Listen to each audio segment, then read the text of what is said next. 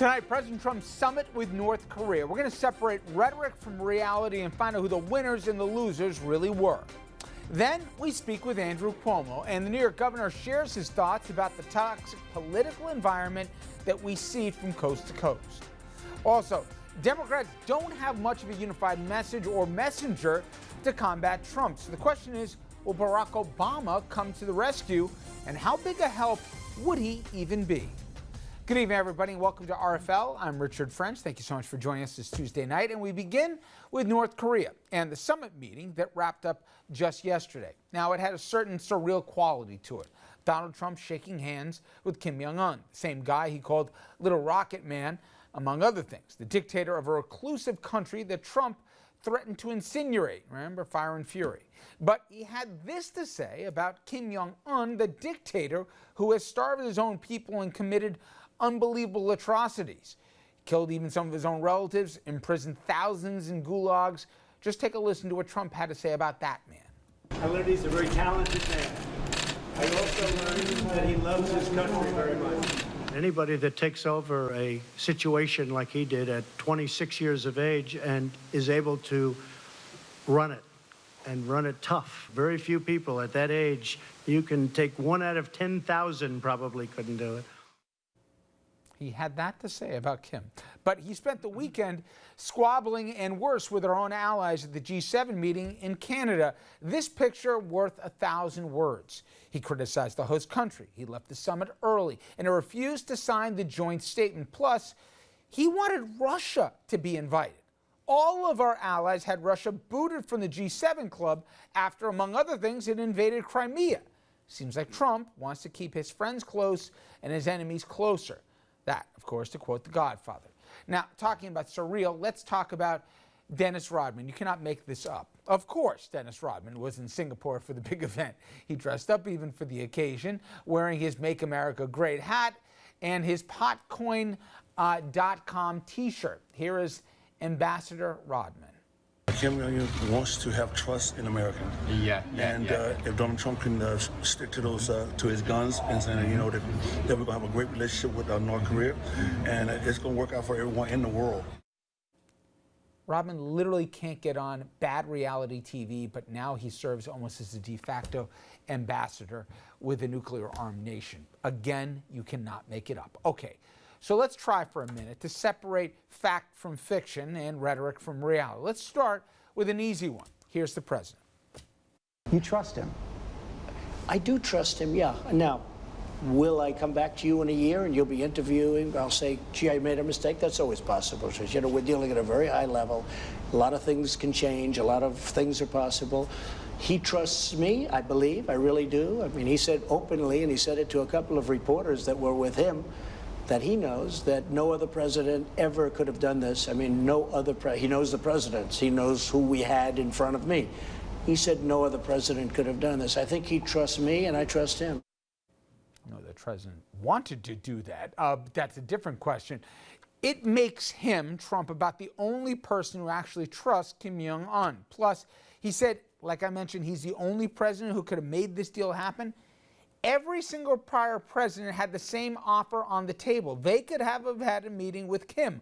All of them said thanks, but no thanks, because he never kept his word and they never trusted him, nor did they want to elevate him to a statesman after the atrocities he committed in his own country. Then there is this statement by the president, which totally blindsided, the South Koreans. We're not going to play the war games. I wanted to stop the war games. I thought they were very provocative. By the way, war games is a term that the North Koreans use, but those are the joint military operations. Our troops, the American troops right there in the DMZ, and the South Koreans do, so that we're prepared in the event of both an attack and a military incursion by the North Koreans. Apparently, South Korea had no idea, nor did Japan and other of our allies, that this apparently is even being discussed, let alone agreed to. Okay, so who won and lost this thing? Most experts say big winner clearly will be North Korea and China. The Chinese have aggressively been pushing for more influence in that region, and now they're about to get it. Then there's the biggest issue of all, North Korea giving up its nukes. Remember, total denuclearization. Here's what the president had to say about that. We talk about the guarantees, and we talk about unwavering commitment to the complete denuclearization of the Korean Peninsula. This is the document that we just signed, and we'll be verifying. Yeah, we'll be verifying. It'll be verified. Okay, a couple of important points here. No, meaning zero details or explanations about what denuclearization is, let alone how this would even come about. No specifics about how the verification would work. Now, if you say, wait, didn't we talk about this? Yeah, it might sound familiar because remember Iran, that Iran deal that he scrapped and said it was the worst thing that ever happened to America? There was a lot more substance in that than anything that's coming out of North Korea. And this president made concessions without getting anything tangible in return for it. Trump had more to say about that. Here he is. As far as what he has, it's substantial, very substantial. The timing will go quickly. I believe you'll see some good action. Okay, it's just not true. Every single nuclear expert says even if North Korea somehow went against every bit of its instinct and history and actually wanted to get rid of all its nukes, it would be a multi-year process. Trump's successor or successors will still be dealing with the issue. And I should tell you, it's estimated that North Korea has somewhere between 13 and 30 nukes. And if you think that's a wide range, that's because there is so much uncertainty about what they have and don't have, let alone their absence of transparency. So, on paper, there is nothing that President Trump extracted from North Korea's leader that Mr. Kim's father and grandfather had not already given to past presidents, or writes the Times. They go on to say, in fact, he got less. But as Mr. Trump made clear in a lengthy but vaguely worded reconstruction of their 5 hours of talks, none of that really matters to him. Instead, he's betting everything on the, quote, terrific relationship, end quote, and, quote, very special bond that he said they've developed. So trust the feelings. Now, I saved the best, actually, the worst, for last. Here is the real estate developer in chief. As an example, they have great beaches. You see that whenever they're exploding their cannons into the ocean, right? So I said, boy, look at that bridge. Wouldn't that make a great condo behind? And I explained, I said, you know, instead of doing that, you could have the best hotels in the world right there. Think of it from a real estate perspective. Yes. Hold your wallet, North Korea. I think he's trying to make a buck or get a payoff. But more than that, just if he bothered to do a little homework, the hermit nation does not want the McDonald's of the world or the hotels or any outside influence coming into a hermetically sealed country. Once they learned how bad they have it compared to the rest of the world and that their president is not some divine entity, then the jig is up for own family and extended power circle here. So that ain't happening. But nice try again to make a buck here off diplomacy, Donald Trump. Let's bring in our panel right now. Independent political consultant Michael Tobman, Dominic Carter, political journalist and author, and Andrew Whitman, our senior political correspondent. I don't know where to start on this one, except you just felt hustled when it was all said and done. If you just went off of what is our policy? Well, out of North Korea, out of Iran, Michael, the president said, all this trust baloney here, even with Verify, you can't trust these people. But yet, that's exactly what he wants to do with North Korea. He traded something he didn't have to trade, which was to have a combined military presence and the hint that we'd remove our troops from the DMZ, let alone doing two things, imperiling our allies and telling North Korea it's all yours, plus also letting China fill the vacuum, and he walked away with nothing. Now, listen, I was cynical about this thing, but I gotta admit, he tried something, but he gave away more than he had to. It was, I'm sorry, bad negotiations by President Trump. So my 15-year-old daughter, very smart girl, A student, great school. We were talking about this morning, and I had a hard time articulating what exactly went on and what was gained. And as I said, very clever young woman. And she said, well, maybe they're perfect for each other, right? These are two leaders that just crave affirmation and validation, and they just kept talking each other up. And maybe that's enough. Maybe when it's all said and done, everything you said being true, maybe it's enough that there was that level of engagement. The more North Korea feels as if they have a stake in the well-being of the world and not having a nuclear war, it benefits. I think the rest of it is puffery. I think it just is like a bad smell. It just sort of dissipates. I think that they had the conversation is enough. The hypocrisy in saying yes to this but no to Iran, also a very unstable part of the world, but that wasn't his deal, and it's something he ran against. So for him, he sees no contradictions, although the rest of us do. I don't know. Everything Michael says is right, but Andrew, it just felt like, wait a minute. This went from being a bad reality TV show with what was going on stateside to all of a sudden, in one long trip, he managed to completely alienate all our allies and say, through his administration flax, there's a special place in hell for the Canadians, but yet talk about how great a guy is, who's got a couple 100,000 people in gulags and starving his own people, let alone killing his own family and killing Americans. I can't exaggerate enough just how upending this whole thing is. It's upending, it's scattershot, it doesn't seem to make any sense or follow any logical thread, and obviously the president, should not have been slapping our allies the way that he did at the G7 summit. And yes, our president is a liar, and so is the North Korean president. And was there really any doubt that we weren't going to be able to trust what was going on in the room? And I don't think anybody should trust what's going on in the room. Having said all that, I'm sort of aligned with Michael in this. I agreed with the Iran deal, I agreed with the Cuba deal, and I agree that efforts with North Korea shouldn't be taken lightly. If we're talking about a nuclear power and a rogue nuclear power, if we can bring them into the world community, all the better.